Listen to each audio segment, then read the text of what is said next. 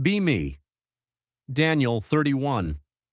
I work as a data analyst for a logistics company. Not exactly the kind of job that makes people lean forward at parties, but I like it. It is quiet, it is precise, it rewards patience. Numbers do not care about your mood. A delayed shipment is a delayed shipment. A missing invoice is a missing invoice. A broken process is a broken process. You can dress it up with language, but the data stays there.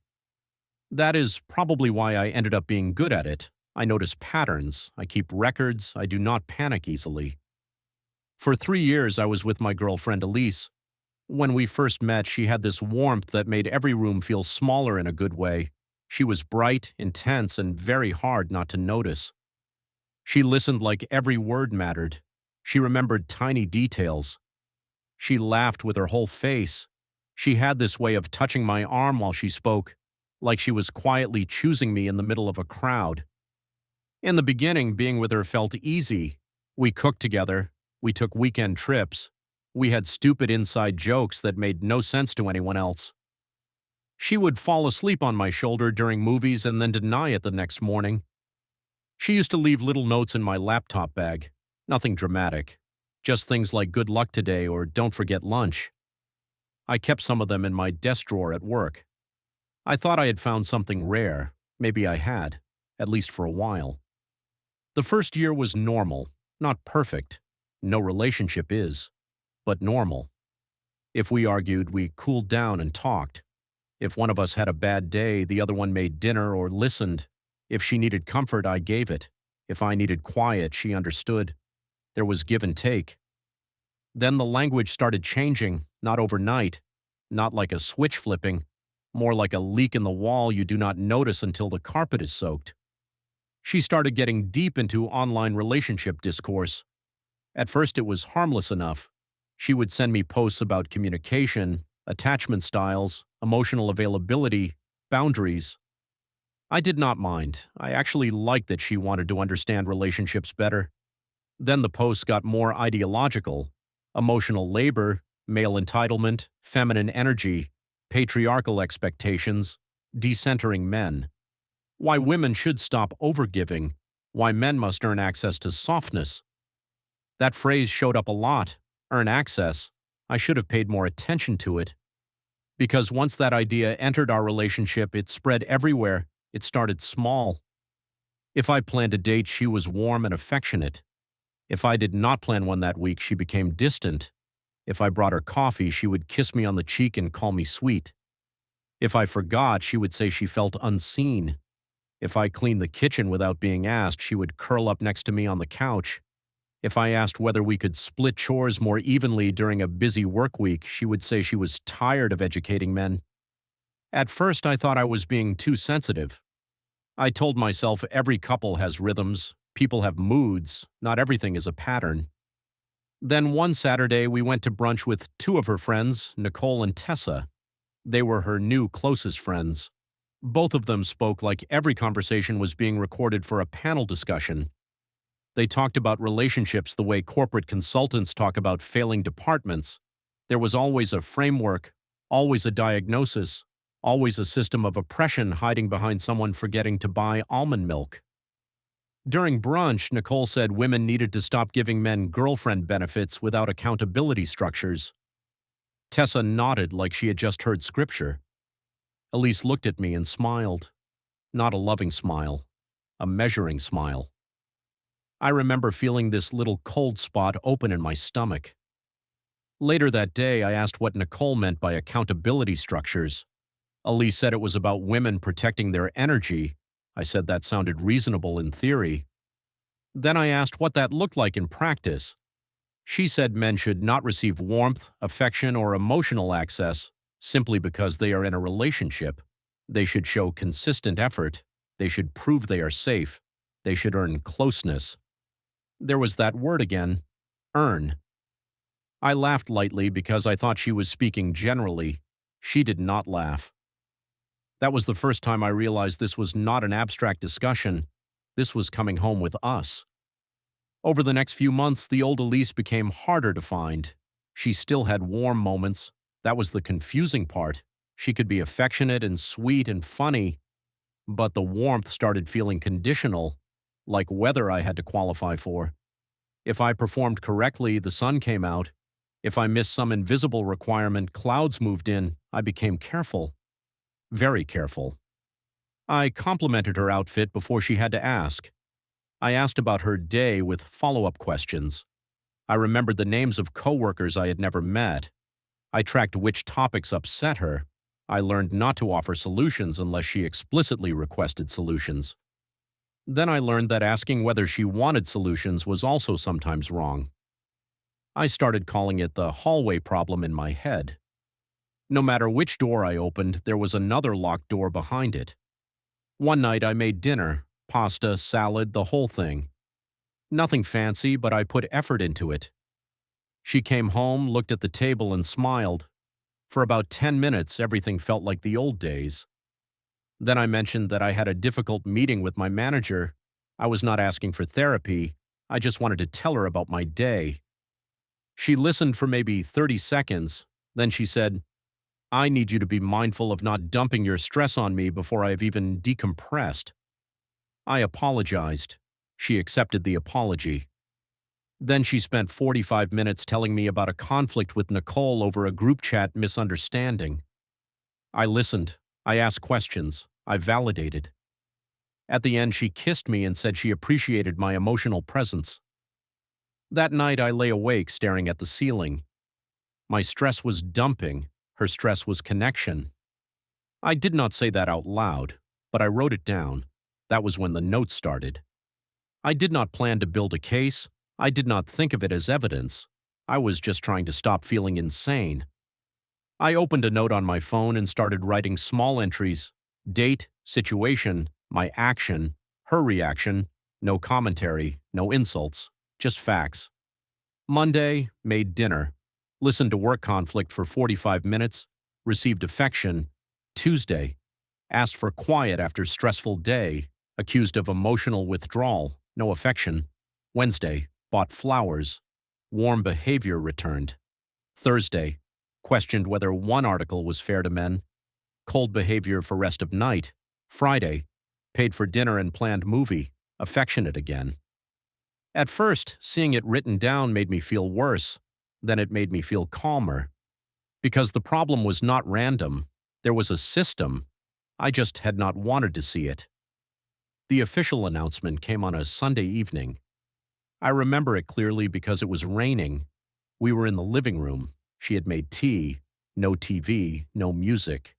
Just that heavy atmosphere people create when they have already rehearsed a speech. She sat across from me instead of beside me. That was never a good sign. She said she had been reflecting on our relationship dynamic. I put my mug down. Nothing good ever followed that phrase. She said she had realized she had been overextending herself emotionally. She said she had given me too much access to her softness without requiring enough accountability. She said women were socialized to provide affection automatically, and she was no longer willing to participate in that pattern. I asked what that meant in plain English. Her face tightened. She said affection should not be automatic. She said men had been trained to expect warmth, intimacy, and reassurance simply because they held the title of boyfriend. She said from now on, closeness would be connected to consistent emotional contribution. I asked what consistent emotional contribution meant. She said it meant showing up. I asked how she would measure that. She said she would know. Of course she would. Then she explained the new system. If I was emotionally present, accountable, thoughtful, and aligned with her needs, she would feel open to affection. If I failed to show up properly, she would pull back until I demonstrated growth. She said this was not punishment. She said it was a boundary. I asked if the same system applied to me. She blinked. I asked if I could also withdraw affection when she dismissed my feelings, interrupted me, or treated me unfairly. Her face changed instantly. She said that was different. I asked how. She said women withdraw for safety, men withdraw for control. There it was, the perfect little trap. If she withdrew, it was healing. If I withdrew, it was abuse. If she had needs, they were boundaries. If I had needs, they were entitlement. If she wanted affection, it was connection. If I wanted affection, it was access. I looked at her for a long moment. I knew there was no winning that conversation. Any objection would become proof. Any hurt would become fragility. Any request for fairness would become centering myself. So I nodded. I said I understood. She smiled, a big relieved smile, like I had just passed an important test. She reached across the table and squeezed my hand. I remember thinking how strange it was. She had just told me affection would be conditional. Then she rewarded me with affection for accepting that affection would be conditional. The system had begun. For the next month I tried. I really did. I became the most attentive boyfriend imaginable. I planned dates, I cooked more, I asked careful questions. I read the articles, I watched the videos, I used the vocabulary. I apologized for things I did not fully understand. I became fluent in my own prosecution, and when I performed correctly, she rewarded me. A kiss on the cheek, a warm text, her head on my shoulder, a smile that said good job without saying it. If I missed a step, the warmth disappeared. No discussion, no explanation, just emotional winter. One Monday, I forgot to text her during lunch because I was in a meeting that ran long. When I got home, she was quiet. I asked if something was wrong. She said she did not want to have to beg for basic consideration. I apologized. She said apologies were only meaningful when attached to changed behavior. So the next day, I texted during lunch. She replied with a heart emoji. Reward delivered. One Thursday, I brought home her favorite dessert. She smiled, hugged me, and said it was nice to feel cherished. The next week, I came home empty-handed because I had worked late. She said she felt like I had stopped being intentional. Punishment delivered. It sounds ridiculous when summarized. Living it was different. When you are inside the system, you keep thinking the next correct move will restore normal life. So you make the next correct move, and the next one, and the next one. Then one day you realize normal life is gone. All you have is maintenance. I met my friend Ryan for coffee around that time. Ryan had known me since college. He is the kind of friend who listens quietly and then says the one thing you do not want to admit. He asked how Elise was. I said fine. He looked at me and said, that was the least convincing fine I have ever heard. So I told him, not everything, just enough.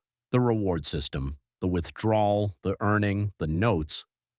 He sat there for a minute, stirring his coffee even though he had not put sugar in it. Then he said, so she turned love into a loyalty program. I laughed because it was accurate and depressing. He said, no, seriously. She gives you points for compliance and removes benefits when you fail the daily audit. I did not have a comeback, because that was exactly what it felt like. Then he said the sentence that changed everything. You know you do not have to keep shopping there, right? I asked what he meant. He shrugged. If affection is a reward, stop trying to earn it. I said that sounded like giving up. He said, maybe. Or maybe it is the first honest thing you have done in months. I drove home thinking about that line. Stop trying to earn it, not fight, not yell, not punish. Just stop applying. That night, Elise was cold because I had apparently seemed distracted during dinner. Normally, I would have asked what I did wrong. Normally, I would have apologized. Normally, I would have tried to earn the temperature back up. Instead, I said, okay. Then I did the dishes. Then I went to my office and worked on a personal project I had ignored for almost a year. She came to the doorway after about 20 minutes. She asked if I was seriously just going to sit there. I asked if she needed something. She said no. I said okay. Then I turned back to my monitor. That was the first time the lever failed. The next morning I started the experiment. I did not announce it. I did not explain it. I just stopped chasing the reward. If she was warm, I was polite. If she was cold, I was polite. If she withdrew affection, I did not ask what was wrong. If she hinted that I had failed, I did not scramble to repair it. If she gave one-word answers, I let them be one-word answers. I matched the relationship to the terms she had created.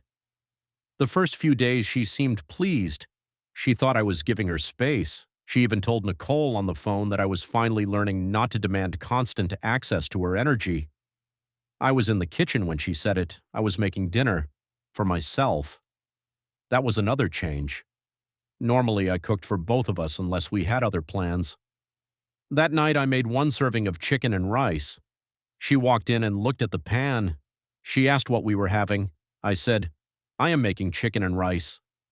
She paused. "For both of us?" I said, "I was not sure what your plans were." She stared at me. Then she ordered takeout. We ate in the same room, but not together. It was peaceful in a way that made me sad.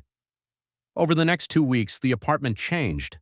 I stopped planning dates. I stopped sending little midday check-in texts. I stopped buying random snacks she liked. I stopped asking 3 times whether she was sure she was okay. I stopped trying to decode sighs. I stopped treating silence like an emergency.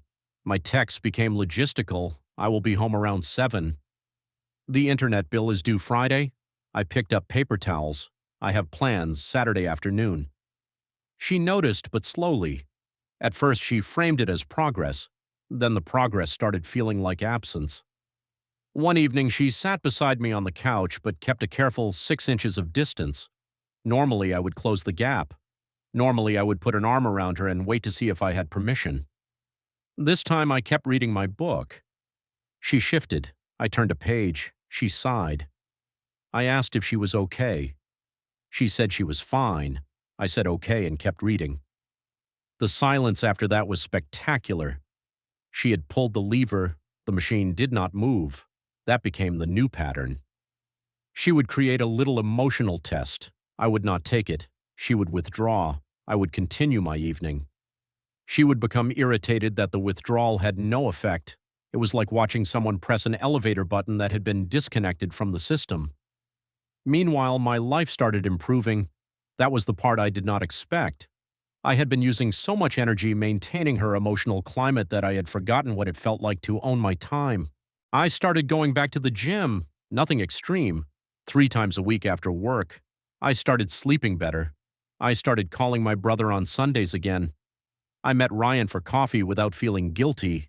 I reopened an old data visualization project I had abandoned. I started reading before bed instead of lying awake replaying conversations. The strangest part was how quickly the anxiety faded. I had thought the relationship was stressful because I cared about her. But a lot of the stress came from trying to earn something that could be revoked without warning. Once I stopped trying to earn it, the whole system lost power. Elise started noticing around week 3. She came into my office while I was working. She asked what I was doing. I said I was cleaning up an old project. She said I had been spending a lot of time in there lately. I said yes, it had been nice getting back to it. Then I kept typing. She lingered in the doorway. I could feel her waiting for me to turn toward her, to ask if she wanted to talk, to invite her in, to make her the center of the room. I did not. Eventually, she said, "I guess I will go watch something." I said, "Enjoy." She left. The disappointment in her footsteps was almost loud. The next phase was checking.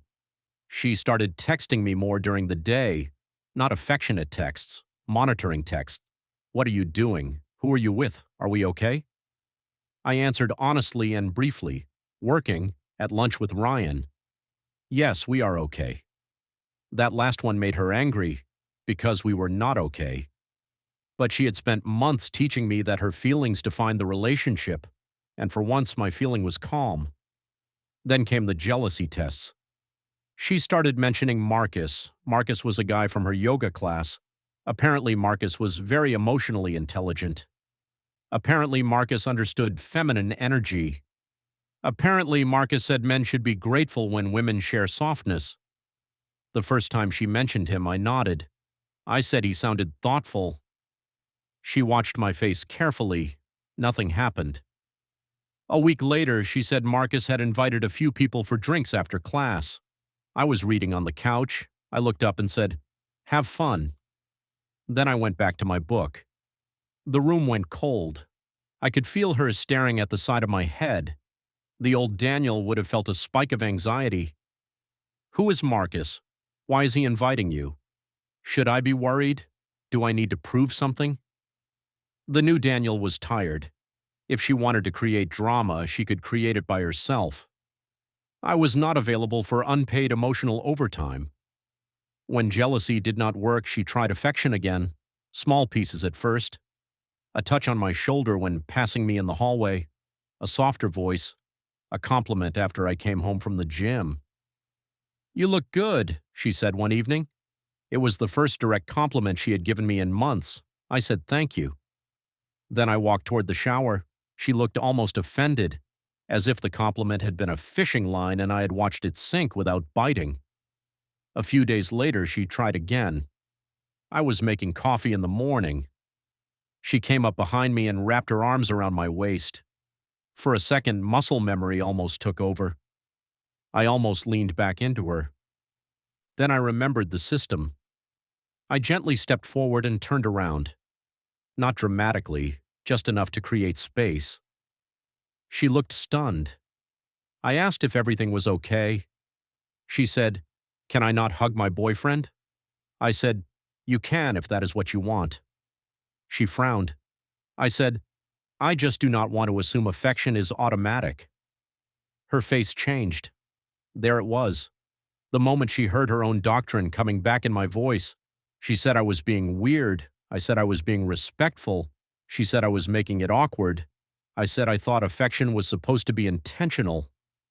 She walked away without answering. That night she slept facing the wall. I slept fine. That seemed to bother her even more. A week later, we had the first real argument. She cornered me in the kitchen after dinner. She said I was punishing her. I asked how. She said I had become cold, distant, and emotionally unavailable. I said I was respecting the structure she created. She said I knew that was not what she meant. I asked what she meant. She said affection should be earned, but that did not mean I should stop trying entirely. I nodded. Then I asked the obvious question. So the system only works if I keep trying to earn something you can choose to withhold? She opened her mouth, then closed it. Then she said I was twisting her words. I said I was applying them. That made her furious. She said I was acting like a spreadsheet instead of a partner. That one almost made me smile, because she was not wrong. I had become a spreadsheet, but only because the relationship had become an audit. After that argument, the atmosphere shifted. She no longer seemed confident. She seemed uncertain. The old dynamic had been clear. She judged. I adjusted. She withdrew. I chased. She rewarded. I relaxed. Now the pattern had broken. She could still withdraw, but I no longer chased. She could still judge, but I no longer applied for approval. She could still offer rewards, but I no longer treated them as rare currency. That was when the panic started. Not the loud kind, not at first. The quiet kind. The checking, the watching. The little attempts to see if she still had access to the old buttons. One Friday night, she invited Nicole and Tessa over. I think she wanted witnesses, or maybe backup. They drank wine in the living room while I made myself tea in the kitchen. At some point, Nicole joked that I had been in my mysterious, emotionally avoidant era. Tessa laughed. Elise looked at me with a small smile, the kind of smile that expects submission. The old me would have laughed along. The old me would have performed humility for the room. Instead, I said, "I am not avoiding anything." The room got quiet. Nicole raised an eyebrow. I walked into the living room with my tea. I said the reward system had actually been very clarifying. Elise went stiff. Tessa asked what reward system. I looked at Elise. She said, "Daniel." Warning tone. I said, "The one where affection is connected to whether I meet emotional performance standards." Nobody moved. I continued calmly. I said Elise had taught me affection should not be automatic. I said she had shown me closeness could be conditional. I said once I accepted that, I stopped depending on it. Nicole looked uncomfortable. Tessa suddenly became very interested in the label on the wine bottle. Elise said I was misrepresenting her. I said I was using her framework. She said I was making her sound manipulative. I said the description was doing that by itself. That was the first time I saw real fear in her eyes, not anger, fear, because she realized I was no longer trying to win. After her friends left, she exploded. She said I humiliated her. I said she had introduced the topic. She said I embarrassed her in front of her friends. I said I only described the rules as I understood them. She said relationships are not supposed to be so literal. I asked when that changed. She said I was impossible. I said I was tired. That stopped her for a second. Because I had not said it dramatically, I had not raised my voice. I just said it like a weather report. I was tired. And I was. Tired of tests. Tired of standards that moved. Tired of affection treated like a paycheck. Tired of being told love was not transactional by someone who had built a transaction system around love. The next phase was negotiation. A few days later, she made dinner. My favorite dinner. Steak, potatoes, the green beans with garlic she used to make when we first started dating. She lit candles. She wore the blue dress from our second anniversary. It was not subtle. It was a reset night. I came home from work and saw the table. For a moment, I felt something old move in my chest. Then I noticed how staged it all felt. Not loving, strategic. She smiled and said she thought we deserved a nice night. I thanked her. We ate. The food was good. The conversation was careful. After dinner, she reached across the table and touched my hand. She said she missed us. I said I understood. She said maybe the reward system had been too rigid. I said maybe. She said relationships need grace. I looked at her hand on mine. Grace. That word had apparently become important after she needed some. I asked what changed. She said she felt like I did not want her anymore. I thought about lying. I thought about softening it. Then I decided I owed both of us the truth. I said, wanting someone is hard when they spend months teaching you not to need them. She pulled her hand back. Her eyes filled with tears. The old Daniel would have panicked. The old Daniel would have rushed around the table. The old Daniel would have apologized for being honest. But the old Daniel was exhausted. So I sat there, not coldly, not cruelly, just without volunteering to manage the emotion she had created. She said she loved me. I said I believed her. She said she wanted things to go back. I said I did not think that version of us existed anymore. She started crying harder. She asked if I was punishing her. I said no. I said punishment requires the desire to change someone's behavior. I no longer had that desire. That sentence landed harder than any insult could have. Because it was true. I was not angry enough to fight. I was not attached enough to beg. I was simply done. After that night, she tried a new tactic, accountability language. She said we should have a relationship check-in every Sunday. She brought a notebook. She made categories: communication, affection, emotional safety, shared labor. I almost admired the effort. A few months earlier, I would have taken it seriously. Now it felt like a customer service survey after the store had already burned down. During the first check-in, she asked what I needed to feel connected again. I said I needed to stop feeling evaluated. She wrote that down. Then she asked what specific actions she could take to rebuild trust. I said I did not know if I wanted to rebuild it. Her pen stopped moving. She asked how I could say that so calmly. I said I had had a lot of time to process. She said she had not. I said I knew. That was the problem with being the one who stops caring first. By the time the other person notices the house is on fire, you have already carried your important things outside. The Sunday check-ins lasted 2 weeks. Then she stopped suggesting them. By then, I had already started making arrangements. I found an apartment closer to work, small, quiet, good parking, a decent desk nook near a window, the kind of place nobody would describe as impressive. But when I walked through it, I felt my shoulders relax. That told me everything I needed to know. I signed the lease online on a Tuesday night while Elise was in the shower. No dramatic music, no shaking hands, just a signature, a confirmation email, and a strange sense of peace. Then I started packing slowly. Documents first: passport, birth certificate, financial papers, then books, then clothes I did not wear often, then hobby equipment. Each box felt less like an escape and more like an inventory correction. I was moving my life back under my own management. She noticed near the end. Of course she did. One evening she found a box of books by the front door. She asked what it was. I said I was moving out Saturday. Her face went blank, completely blank, like her brain refused to process the sentence. She asked when I decided that. I said I think I decided it the first time she told me affection had to be earned. She whispered that she did not mean it like that. I said that was the problem. She meant it exactly like that until it stopped working. She said people make mistakes. I said yes.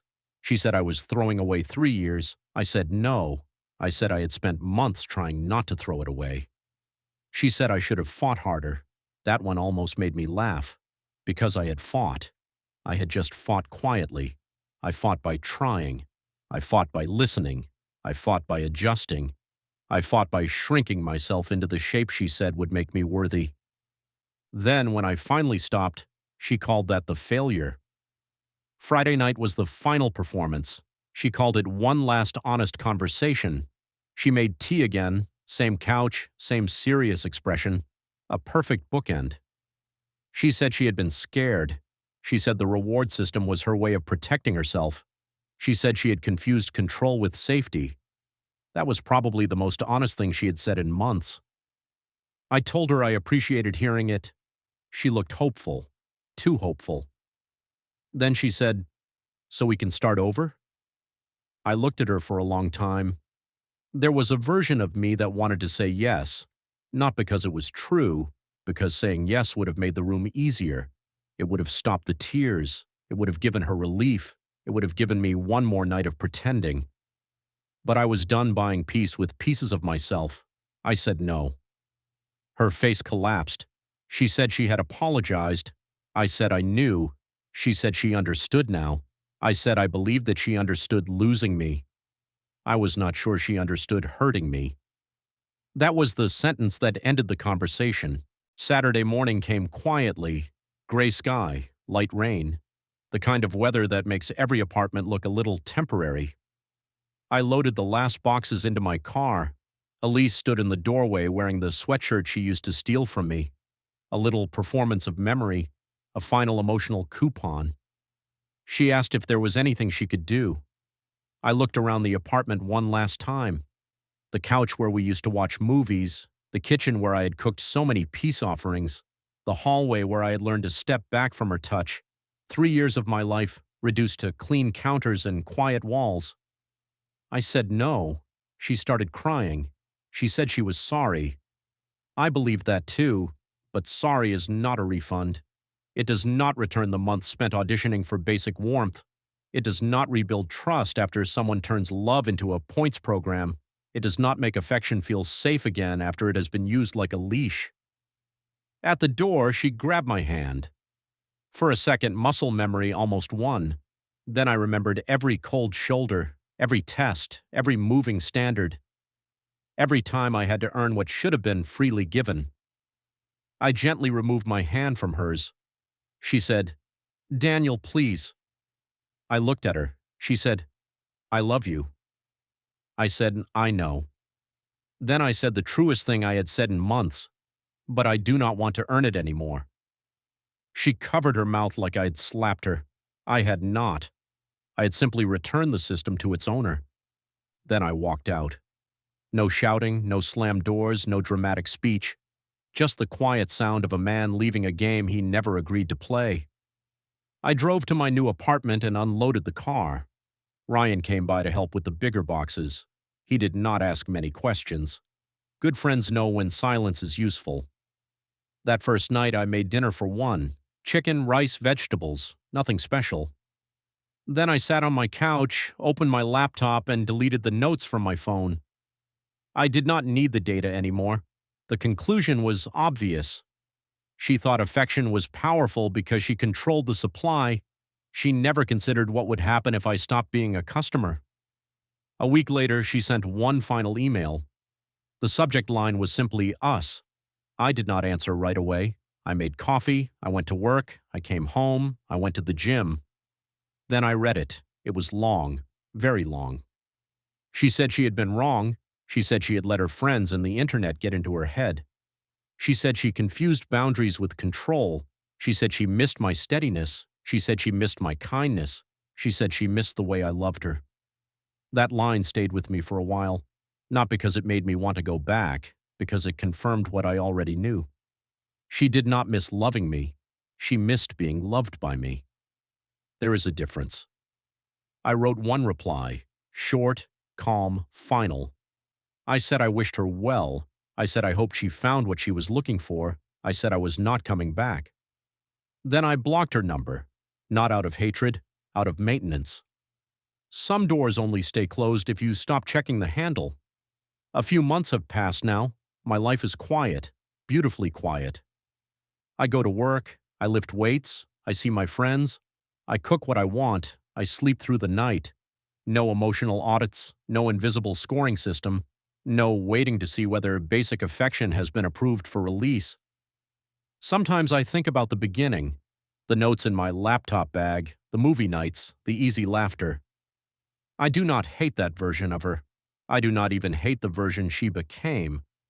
But I will never again confuse conditional warmth with love. She wanted to create a system where I had to prove I was worthy of her affection. In the end, the system proved something else entirely. It proved that once I stopped trying to earn her love, I finally had enough energy to remember my own value. And I have never spent another day applying for a reward that should have been freely given